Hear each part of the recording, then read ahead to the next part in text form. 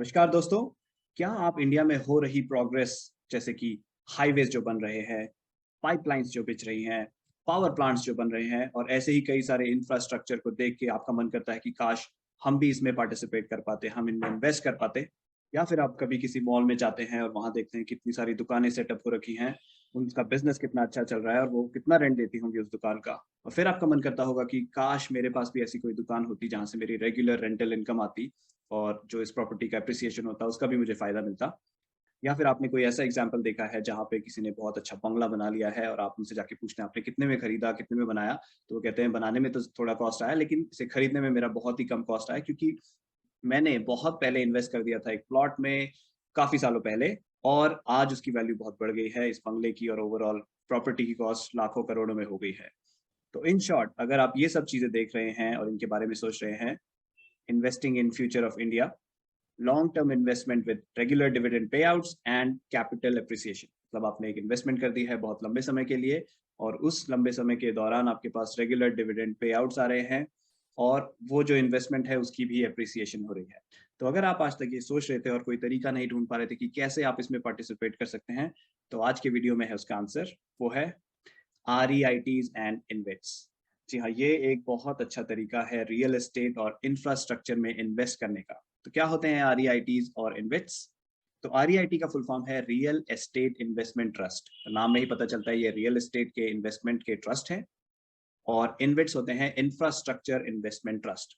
तो ये लोग क्या करते हैं, इन्वेस्टर से पैसा लेते हैं, फिर ये ट्रस्ट के पास इन्वेस्टर का पैसा आता है और वो आगे इन सब प्रोजेक्ट्स में जैसे कि रियल एस्टेट के प्रोजेक्ट्स में या फिर इंफ्रास्ट्रक्चर के प्रोजेक्ट्स में इन्वेस्ट करते हैं। और फिर रियल एस्टेट की इनकम जो होती है, रेगुलर रेंटल इनकम और जो एप्रिसिएशन होती है, वो इस REIT या फिर इन्वेट ट्रस्ट के पास आती है और फिर वो कुछ एडमिन चार्जेस काटने के बाद उसे पास ऑन कर देते हैं इन्वेस्टर को। सिंपल फॉर्म में ये है REITs और इन्वेट्स में इन्वेस्ट करने का तरीका। और इन्वेस्ट करना है भी बहुत सिंपल। तो इन्वेस्टमेंट की बात करने से पहले थोड़े प्रोज एंड कॉन्स भी समझ लेते हैं कि क्या एडवांटेजेस हैं इसमें इन्वेस्ट करने के और क्या डिसएडवांटेजेस हैं। एडवांटेजेस की बात करूं तो एक स्टडी रिटर्न्स, आपको लगातार कुछ रिटर्न्स आते रहते हैं, आप इसमें इन्वेस्टेड रहते हैं जब तक। लिक्विड है ये, कन्वेंशनल रियल एस्टेट। अगर आप बात करें रियल एस्टेट की, अगर आप कोई प्लॉट खरीदना चाहते हैं, आपको बहुत सारा पैसा एक साथ चाहिए होगा या फिर लोन लेना पड़ेगा। आप छोटे छोटे अमाउंट में पैसा देके प्लॉट आसानी से नहीं खरीद सकते हो, लेकिन इन REITs और इन्वेट्स के थ्रू आप थोड़े थोड़े पैसे देके उनमें इन्वेस्ट कर सकते हैं। इसलिए ये इजी हो जाता है इन्वेस्टमेंट के लिए, क्योंकि आप अपने डीमैट अकाउंट से आसानी से, जैसे कि आप शेयर्स में ट्रेड करते हैं, ETFs में ट्रेड करते हैं, उस तरह से इनमें ट्रेड कर सकते हैं, क्योंकि ये ETF की तरह ही काम करते हैं। और इस तरह से आपका डाइवर्सिफिकेशन हो जाता है, यानी कि आप एक ही स्टॉक्स में ही हैं या फिर कुछ पर्टिकुलर ETFs में हैं, आपको एक और डाइवर्सिफिकेशन मिल जाता है रियल एस्टेट और इंफ्रास्ट्रक्चर, जो कि आगे जाके काफी अच्छा उसका प्रोस्पेक्ट बताया जा रहा है। नए नए प्लेयर्स आ रहे हैं मार्केट में जो इंफ्रास्ट्रक्चर और रियल एस्टेट से जुड़े हुए हैं, तो डाइवर्सिफिकेशन अच्छा हो जाता है। और ये मैनेज होता है प्रोफेशनल्स के द्वारा। लेकिन हर चीज के एडवांटेजेस होते हैं तो कुछ डिसएडवांटेजेस भी होते हैं। यहाँ डिसएडवांटेजेस क्या हैं? Lack of control and transparency, यानी कि आपके पास कंट्रोल नहीं है कि कौन से रियल एस्टेट में इन्वेस्ट होगा, कौन से इंफ्रास्ट्रक्चर प्रोजेक्ट्स में होगा, क्या वो एक्चुअली हो भी रहा है या नहीं। तो वो वाली कुछ बात आ जाती है और कंट्रोल और ट्रांसपेरेंसी में।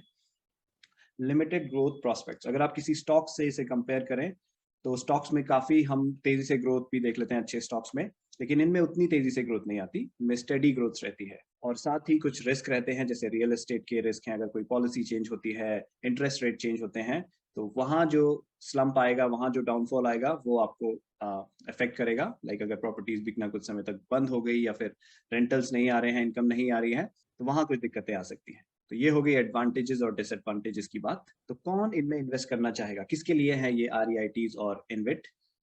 ये उन लोगों के लिए हैं जो सबसे पहले तो डाइवर्सिफाई करना चाहते हैं अपना पोर्टफोलियो, और दूसरा वो लोग जो अपना लॉन्ग टर्म में एक पोर्टफोलियो बनाना चाहते हैं जिसमें उन्हें रेगुलर डिविडेंड पे आउट्स आए और उनके इन्वेस्टमेंट की वैल्यू भी बढ़ती रहे। तो इसमें इन्वेस्ट करना कैसे है? ये REITs और इन्वेट्स, 6 REITs और इन्वेट्स अभी अवेलेबल हैं जिनमें मैंने पर्सनली भी इन्वेस्ट किया है। ये हैं उनके कोड्स। इनको मैं आपको गूगल शीट में भी दे दूंगा, जो थोड़ी देर में आपको गूगल शीट दिखाऊंगा। वहां से आप इन कोड्स को अपने डीमैट अकाउंट में डाल सकते हैं या फिर खुद ही सर्च करके आप डीमैट अकाउंट में ढूंढ सकते हैं इन्हें इनके नाम से। और उसके बाद इन्हें, जैसे ETFs को खरीदते हैं और या फिर स्टॉक्स को खरीदते हैं, बिल्कुल वैसे ही रियल मार्केट में ये ट्रेड होते हैं। आप इनमें AMO ऑर्डर्स, GTD ऑर्डर्स, वो सब लगा सकते हैं जैसे ETF में लगते हैं। तो कौन सी स्ट्रैटेजी के साथ खरीदना चाहिए? मैंने पर्सनली इन्वेस्ट किया है मंथली रेगुलर से, तो उसमें मैंने एक पर्टिकुलर डेट छांट ली है जिस दिन मैं एक पर्टिकुलर फिक्स्ड अमाउंट हर एक जो ये 6 REITs और इन्विट हैं उनमें इन्वेस्ट कर देता हूँ। अभी थोड़ी देर में मैं आपको शीट दिखाऊंगा जो मेरी एक्चुअली खुद की इन्वेस्टमेंट की शीट है, उसकी मैंने कॉपी बनाई है ताकि आप उस शीट को यूज कर सके अगर आप डिसाइड करते हैं इसमें इन्वेस्टमेंट करना चाहते हैं। जस्ट एक डिस्क्लेमर फिर से दे दूं, ये इन्वेस्टमेंट एडवाइस नहीं है, ये सिर्फ मैं अपना एक्सपीरियंस शेयर कर रहा हूँ। अगर आपको अच्छा लगता है आप उस पर और रिसर्च कीजिए और जानकारी ढूंढिए और फिर आप डिसाइड कर सकते हैं इन्वेस्ट करना चाहते हैं या नहीं। तो ये हो गया रेगुलर मंथली सिप के हिसाब से। दूसरा ऑप्शन है मंथली वैल्यू सिप। मैंने इस पे एक वीडियो बनाया है, वैल्यू सिप होता क्या है। सिप का ही एक एडवांस वर्जन है जहाँ पे बाय लो और सेल हाई का भी फायदा आपको मिल जाता है, यानी कि आप सस्ते में खरीद पाते हैं, महंगे में बेच पाते हैं और आपका इन्वेस्टमेंट लगातार बना रहता है। बहुत ही अच्छा कॉन्सेप्ट है, रेगुलर सिप से थोड़ा बेहतर है। मैंने जब ये इन्वेस्टमेंट स्टार्ट करी थी तब वैल्यू सिप के बारे में मुझे पता नहीं था, इसलिए मैंने रेगुलर किया और मैं अभी रेगुलर ही कंटिन्यू कर रहा हूँ। लेकिन तो आप लोग चाहें तो रेगुलर सिप के हिसाब से कर सकते हैं या फिर वैल्यू सिप के हिसाब से कर सकते हैं, और वैल्यू सिप की वीडियो आप मेरे प्लेलिस्ट में देख सकते हैं, इसका लिंक भी मैं आपको डिस्क्रिप्शन में दे दूंगा। राइट, तो मैं वो गूगल शीट आपको दिखा देता हूँ जो मैंने आपके लिए बनाई है, उसमें क्या क्या फीचर्स मैंने आपको दिए हैं, क्या क्या डिटेल्स आपको उसमें मिल जाएंगी। ओके, तो ये शीट है जिसका नाम है REIT InvIT fire in India. ये नीचे फंड्स इन्फो वाली शीट खोल रखी है मैंने इसमें। इसमें वो 6 फंड्स हैं, उनके BSE के कोड्स हैं। BSE के कोड्स यहाँ पे इसलिए यूज किए हैं क्योंकि गूगल फाइनेंस में BSE का ही डेटा अवेलेबल है और मैं कुछ details like last trading volume data और उसका लास्ट ट्रेडिंग प्राइस CMP, ये सब गूगल फाइनेंस के फॉर्मूला से निकाल रहा हूँ, इसलिए मैंने ये कोड्स यूज करे हैं। हर एक की डेट ऑफ लिस्टिंग किस दिन वो लिस्ट हुए एक्सचेंज पर वो मैंने दे दी है आपको, और फाइनेंशियल ईयर 2020-2021 में क्या डिस्ट्रीब्यूशंस आए, क्या डिविडेंड्स आए इनमें, और वो क्या परसेंटेज में रहे आज अभी के करंट के CMP के हिसाब से, वो डिटेल, ताकि आपको थोड़ा आइडिया हो जाए कि ओके क्या एक्सपेक्ट कर सकते हैं आप इसमें। तो इसमें बहुत धूम धड़ाका एक्सपेक्ट मत कीजिएगा कि ओ भाई 30% 40% एप्रिसिएशन हो जाएगा और डिविडेंड्स भी आ जाएंगे। नहीं, ये थोड़ा स्लो मूविंग है और इतना भी स्लो मूविंग नहीं है। अगर आप इसे कंपेयर करें FD से या फिर किसी प्लॉट को खरीदने से या फिर किसी रियल एस्टेट में इन्वेस्ट करने से, यहाँ पे आपको बहुत ही कन्वीनियंटली वो इन्वेस्टमेंट करने को मिल जाती है एक अच्छे दाम पर और प्रोफेशनली मैनेज लोगों के थ्रू। तो उस तरह से कंपेरिजन कीजिएगा इसको और फिर एक कुछ पोर्शन अपनी इन्वेस्टमेंट का यहाँ आप डाल सकते हैं डिपेंडिंग आप कितना कंफर्टेबल है इसके साथ। ठीक है, तो इस शीट में आपको सारे फंड्स की इन्फॉर्मेशन मिल जाएगी।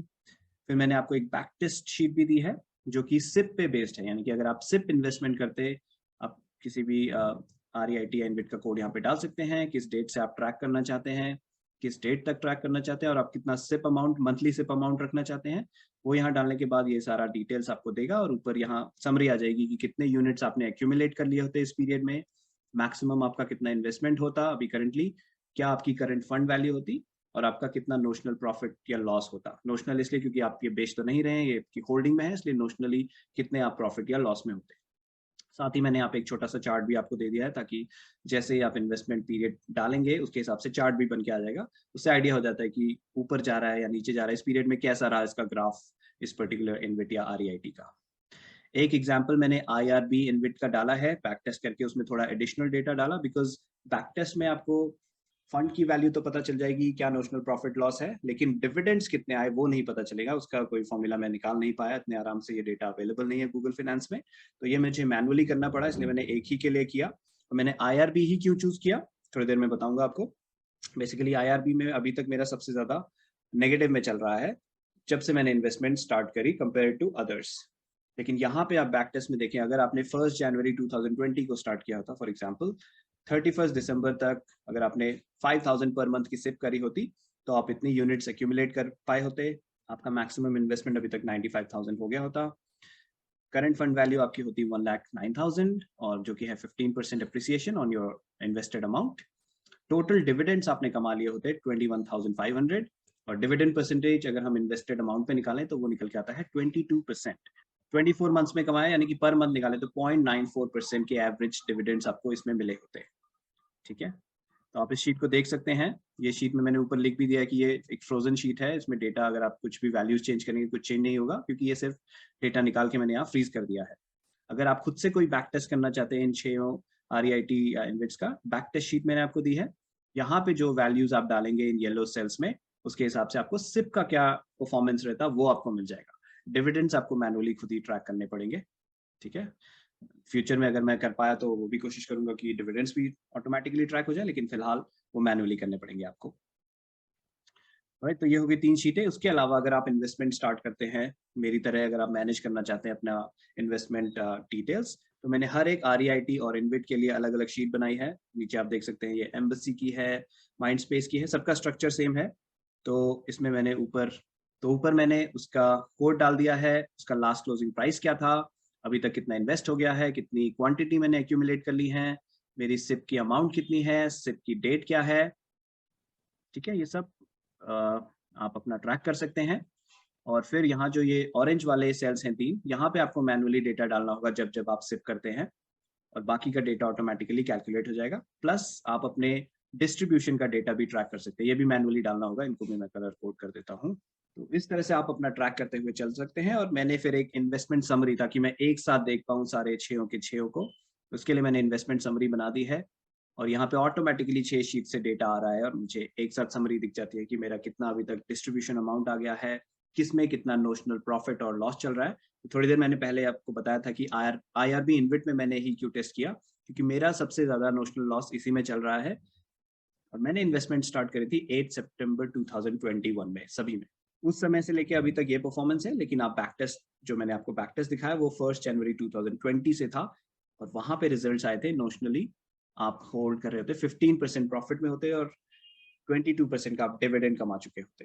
तो दोस्तों, इस गूगल शीट को मैं आपको डिस्क्रिप्शन में दे दूंगा इसका लिंक, आप इसे कॉपी करके यूज कर सकते हैं। ठीक है, इसको एडिट करना हो तो आपको सिंपली फाइल में जाना होगा और मेक अ कॉपी करके अपनी एक कॉपी बना लेनी होगी। इस वाली शीट को आप कुछ चेंज नहीं कर सकते, एडिट एक्सेस आपको नहीं मिलेगा। और इस शीट में मैं अपने इन्वेस्टमेंट और फर्दर अपडेट नहीं करूंगा, सिर्फ एग्जांपल्स के मैंने यहाँ डाले हैं। मेरी अपनी पर्सनल शीट अलग है जिसमें मैं इन्वेस्टमेंट को ट्रैक करता हूँ, तो एग्जांपल्स आपको यहाँ पे दिखते रहेंगे जो 14 फेब लास्ट मेरा सिप गया था। राइट दोस्तों, तो उम्मीद करता हूँ ये वाली इन्वेस्टमेंट आपको पसंद आएगी। ये खासकर न्यूबीज, नए बंदे जो शेयर मार्केट में आए हैं, जो सेफ प्ले करना चाहते हैं, एक सेफ स्टार्ट लेना चाहते हैं शेयर मार्केट में, उनके लिए मैं हाईली रेकमेंड करता हूँ। तो दोस्तों, और जानकारी के लिए आप गूगल पे सर्च कर सकते हैं, इसके बारे में काफी इन्फॉर्मेशन अवेलेबल है। तो अच्छे से जांच परख के, बैक टेस्ट करके, उसके बाद आप इन्वेस्टमेंट स्टार्ट कर सकते हैं अगर आपको पसंद आता है। अगेन, ये मेरी कोई इन्वेस्टमेंट एडवाइस नहीं है, ये सिर्फ मेरा एक एक्सपीरियंस है जो मैं खुद पर्सनली कर रहा हूँ, इसलिए शेयर कर आप लोगों के साथ। उम्मीद करता हूँ आपके भी काम आएगा। तो अगले वीडियो तक के लिए दोस्तों नमस्कार, फिर मिलूंगा आपसे।